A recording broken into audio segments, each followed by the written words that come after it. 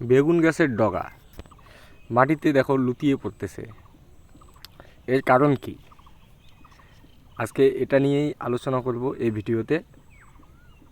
আমার সঙ্গে থাকুন, পুরো ভিডিওটা শেষ পর্যন্ত দেখবেন।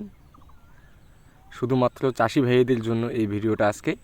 কেন পড়তেছে, কি কারণে, সব কিছুই বলে দেবো।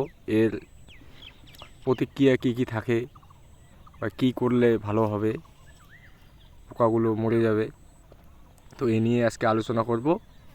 তো চলো শুরু করা যাক। 3, 2, 1.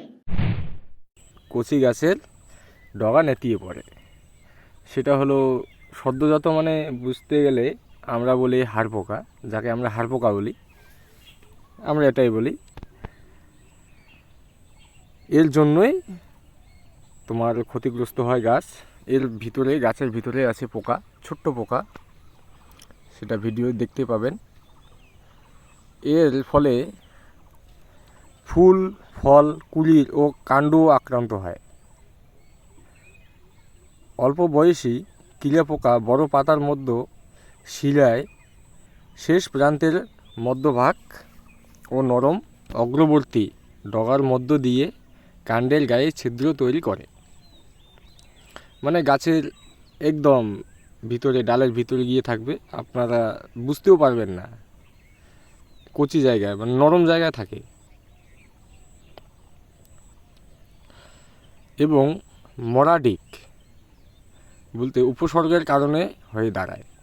পূর্ণাঙ্গ কিলা পোকার ফলে ছিদ্র তৈরি করে।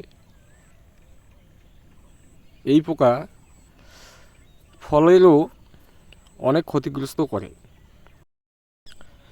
এই পোকার ফলে ক্ষয়ক্ষতিরও অনেক মারাত্মক ধারণ করে। যখন কয়েক প্রজন্ম ধরে এই কীটের বংশবৃদ্ধি ধারাবাহিকভাবে হয়েই চলে। বংশবৃদ্ধি এরা করতেই থাকে।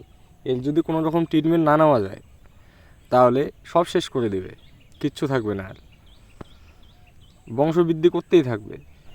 এই পোকাগুলো দমনের একটি ওষুধ আছে, আমি কয়েক বছর ধরে ব্যবহার করতেছি। সেটা হলো পোলার নামে একটা পাবে। ওই ওষুধটি দিলে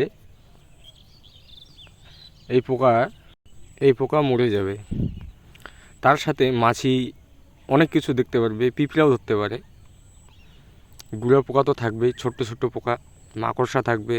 আজকের ভিডিওটা এখানেই শেষ করছি, সঙ্গে থাকো।